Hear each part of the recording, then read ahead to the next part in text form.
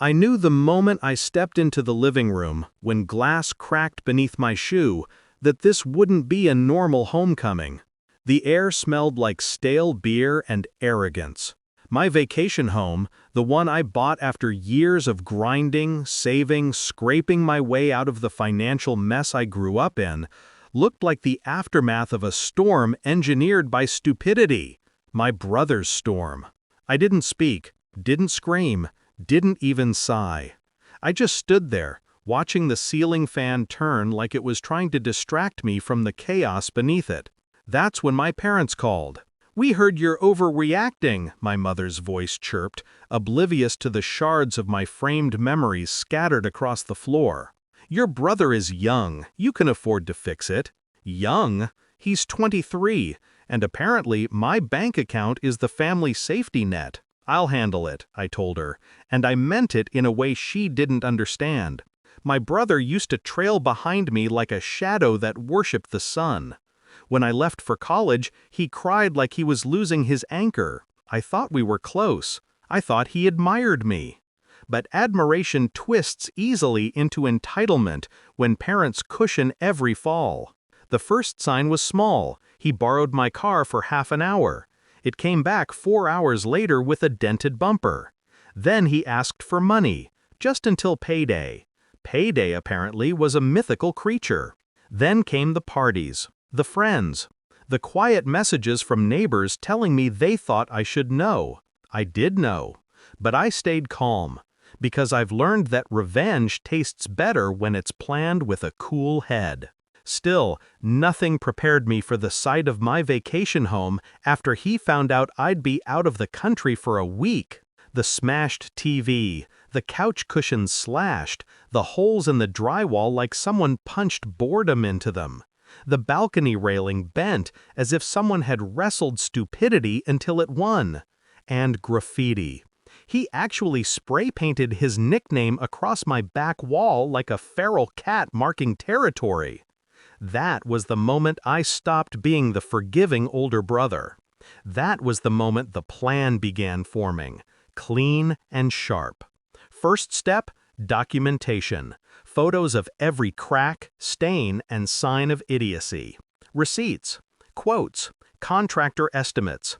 Second step, insurance. Not mine, his.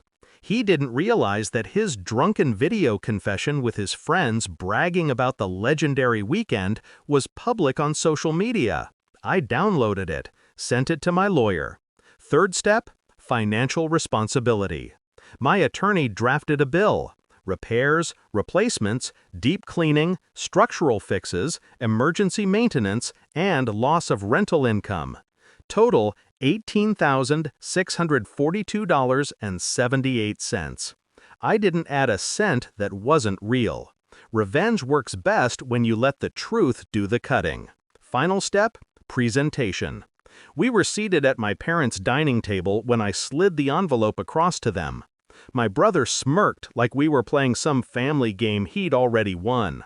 My father looked annoyed, as if I'd interrupted his peaceful evening with unnecessary drama. "Just open it," I said.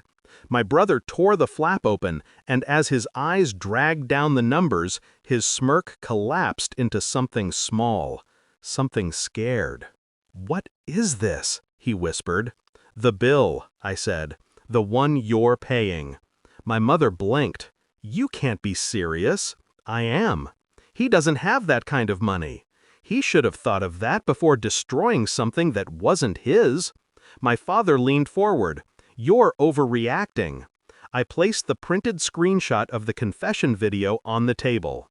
Their faces drained of color. My brother swallowed. "You wouldn't actually take legal action." "I already filed the claim. You'll be contacted in a few days." Silence. Heavy. Satisfying. "And one more thing," I added. "New family policy.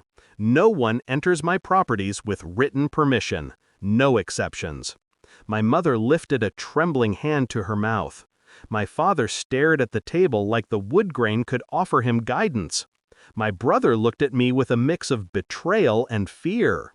Funny how the guilty always feel betrayed when the consequences finally catch them.